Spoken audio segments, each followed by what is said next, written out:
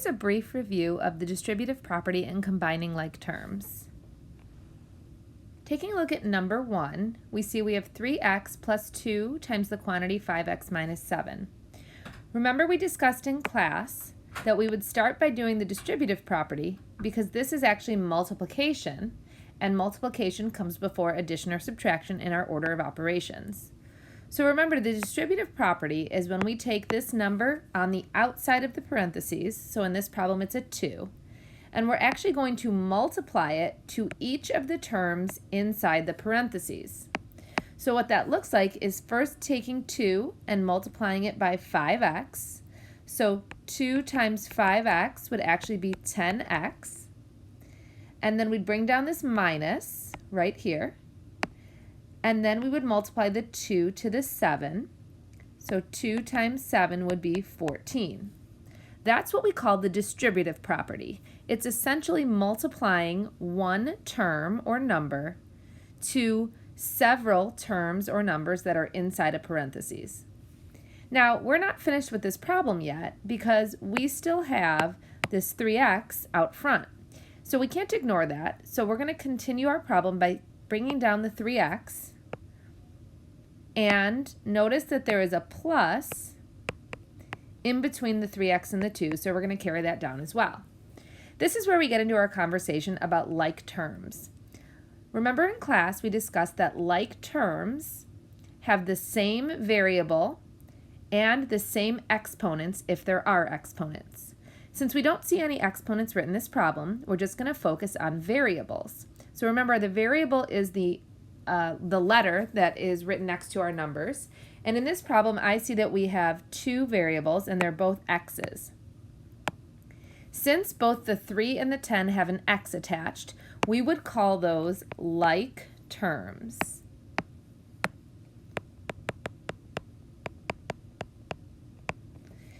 When we have like terms, we can combine them together. It's kind of like saying if I have 3 apples and 10 apples, I can add them together to get 13 total apples. Instead, we're saying I have 3 x's and 10 x's. So when I add them together, I have 13 x's. Now I still have this minus 14 in the problem, so I can't forget about that. So I'm going to bring that down so that it is in my final answer. And from here I have 13x minus 14. Now the reason I can't subtract the 13 and the 14 is because they are not like terms. The 14 does not have an x on it, and therefore it can't be combined with the 13. Let's take a look at another example. In the second problem, I have a similar setup, but in the front I have this 14 minus 3. Now you might be tempted to subtract the 14 and the 3, but you actually don't want to do that yet because remember, we want to follow our order of operations, and we know that we have distributing again in this problem, and I can tell that I have to distribute because I have that number 3 outside the parentheses, and notice it's written right next to the parentheses with nothing in between, which means I have to take that and multiply it to each of the terms inside the parentheses. Since multiplication comes before subtraction in our order of operations, I need to do the distributing or the multiplying before I would do the subtracting. So let's start by distributing. Now, notice this minus in front of the 3. So that we can avoid any confusion, we're going to change it to adding the opposite, or plus a negative. And remember, this is something that we've learned about in the past, that you can change subtraction to adding an opposite. The reason this helps is it helps you understand that you're actually multiplying a negative 3 to each of the terms. So here I have negative 3 times 4n, which is negative 12n. And then I'm also going to make this minus into plus a negative as well. You'll see us doing that a lot in algebra because it helps us with our signs. So now I'll multiply the negative 3 to the negative 1 to get positive 3. From there, just like before, I want to copy down the rest of the problem, which in this case is this 14 plus. And now it's time to combine like terms. Well, I see that I have one variable in the problem, and it's an n. I notice that I don't have any other n's in the problem, so there's no like terms with the 12n. But what I do have is a 14 and a positive 3. Neither of those have variables. We actually call them constants when they don't have a variable. Since we have two numbers without variables, those would be considered like terms as well, and I can actually add them together. So 14 plus 3 would be 17. And then I still have this plus negative 12n.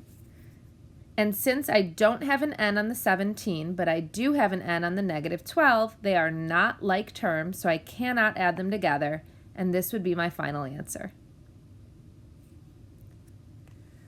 Let's take a look at one last problem. This one's a little bit longer. I notice there's two sets of parentheses. But don't let that intimidate you. All that really means is we have to do the distributive property 2 separate times. It's important to note that you'll have one distributive property problem that you have to do with this first set, and then a second one with this second group. So notice that the 5 in the beginning only will multiply to the parentheses that it is written right next to. So I'm going to start by distributing in the first one. So 5 times 2y, remember distributing is multiplying, gives me 10y, minus, you could also do plus a negative here. We've seen that a lot, so I'm going to keep that pattern again. So plus a negative would make this 5 times negative 4, which would be negative 20. Now I'm going to do the exact same thing with the part highlighted in green. It's just like a second set of distributing in the same problem. So I will multiply 2 times y to get 2y, and I'm also going to carry down this plus in the middle since I'm adding the two together. And then the last step of multiplying would be 2 times 9, so plus 18. And notice I'm just keeping the plus the same as the plus that was in the previous step. And now it's time to combine like terms. So take a moment to think to yourself, what would be like terms here? Do you see any terms that have the same variable? Hopefully you noticed 10y and 2y both have a y, and the other numbers in the problem do not. So we would consider 10y plus 2y to be like terms. We would look in front of the 2 to decide if we're adding or subtracting, and since it's a plus, right here, that means we're adding. So 10y plus 2y would give us 12y. And then similarly, I have negative 20 plus 18, which are also considered like terms because neither one of them have a variable. So I'm going to add negative 20 plus 18, which would give me plus negative 2. Again, the 12y and the negative 2 are not like terms because they don't both have a y, so I can't combine them any further, and that would be my final answer.